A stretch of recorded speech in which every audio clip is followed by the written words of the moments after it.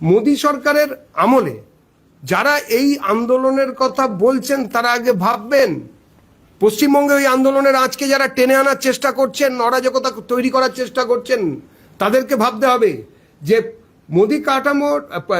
মোদী সরকারের অধীনে যুব উন্নয়নের জন্য সংস্কার ও উদ্যোগ কি হয়েছিল।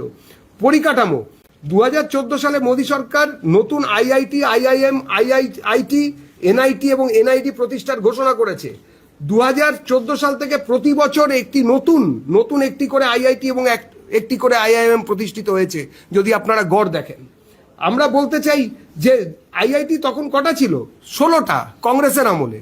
যে রাহুল গান্ধী এখন বলছেন শুধুমাত্র নিটের লিক নিয়ে আমরা আলোচনা করতে চাই, মাননীয় তাপসদা বলবেন এরপরে, নিট নিয়ে শুধু আলোচনা কেন, নিট নিয়ে কেন করতে চাই? এতদিন 2005 থেকে 2002 থেকে এত পরীক্ষার এত পেপার লিক হয়েছে, সবকিছু নিয়ে আলোচনা হওয়া দরকার পার্লামেন্টে, এবং একটা নির্দিষ্ট আইন হওয়া দরকার, একটা নির্দিষ্ট পদ্ধতি হওয়া দরকার। সবাই তো জনপ্রতিনিধি, সবাই গিয়ে বলবেন, তাদের চিন্তন মন্থন করে একটা নতুন সিস্টেম তৈরি হবে যাতে কিনা কোনোদিন আর কোনো এরকম সর্বভারতীয় পরীক্ষা বা যে কোনো পরীক্ষার কখনো কোনো রকম ভাবে প্রশ্নপত্র না ফাঁস হয়। তার জন্য তো একটা ব্যবস্থা করা দরকার। শুধু নিট নিয়ে কি হবে? বাকি পরীক্ষাগুলো পরীক্ষা নয়? আমরা আগে জানতাম 70 বছর ধরে 16টা মাত্র আইআইটি তৈরি করেছিলেন, এখন 23টা নতুন আইআইটি, এখন 23টা হয়েছে, তার মধ্যে 7টা নতুন। এর আগে আইআইএম ছিল 13টা, এখন হয়েছে, মানে 70 বছর ধরে 13টা হলো, এখন এই কয়েক বছরেই 8টা নতুন হয়েছে, টোটাল 21টা।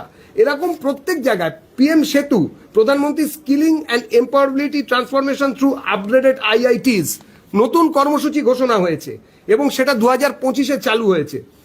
মেডিকেল কলেজ, পিজি আসুন, এমবিবিএস এর আসুন, সবকিছু বেড়েছে। ওয়ান নেশন ওয়ান সাবস্ক্রিপশন, উচ্চশিক্ষার ক্ষেত্রে 7,414টি প্রতিষ্ঠানে একাডেমিক ও গবেষণা সংক্রান্ত প্রবেশাধিকার সম্প্রসারিত হয়েছে, যার ফলে প্রায় 99 লক্ষ ব্যবহারকারী উপকৃত হয়েছেন। সরকার কিছু করেনি? কেন্দ্রীয় সরকার বললে হবে। সরকার 2014 সাল থেকে গড়ে প্রতি সপ্তাহে একটি করে নতুন বিশ্ববিদ্যালয় প্রতিষ্ঠিত করেছে, প্রতি সপ্তাহে গড়ে একটি করে। কোন সময় এগুলো হয়েছে? মোদিজির সময় হয়েছে, মোদি সরকারের সময়তেই হয়েছে। আমরা 50,000 অটল থিঙ্কারিং ল্যাব চালু করা হচ্ছে। এগুলো অটল ইনোভেশন মিশন তৈরির অধীনে 10,000-এর বেশি অটল থিঙ্কারিং ল্যাব প্রতিষ্ঠিত হয়েছে, যাতে প্রায় 1.5 কোটি শিক্ষার্থী উপকৃত হচ্ছেন সারা ভারতে, উচ্চ শিক্ষার্থী, মনে রাখতে হবে। শৌচালয়, আগে উচ্চশিক্ষার ক্ষেত্রে শৌচালয়ের ব্যবস্থাই প্রায় খুব নগণ্য ছিল।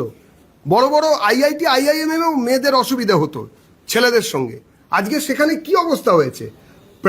আর সব থেকে বড় কথা, পাবলিক এক্সামিনেশনস যে অ্যাক্ট, যেটা 2024, সেটা প্রধানমন্ত্রী এনেছেন এবং আমাদের এই সরকার এনেছে, যে the public examination prevention and unfair means act 2024। এখানে এই আইন এসেছে, তাতে কিছু লোকের হয়তো অসুবিধা হয়েছে, তার জন্য তারা এই ধরনের অরাজক একটা ব্যবস্থা তৈরি করার চেষ্টা করছে। আমরা বারে একটা কথা বলতে চাই যে গ্রস এনরোলমেন্ট রেশিও, যা 2014-15 রাহুল গান্ধীদের সময়, মানে রাহুল গান্ধীর দলের সময় যা ছিল 23.7, তা 2023-24 সালে 30-এ এসে পৌঁছেছে। এটা উন্নয়ন নয়, এবং প্রত্যেক ক্ষেত্রে এই রকম ভাবে ছাত্র এবং যুবদের কথা ভেবে একের পর এক কার্যক্রমের কথা ঘোষণা করা হয়েছে।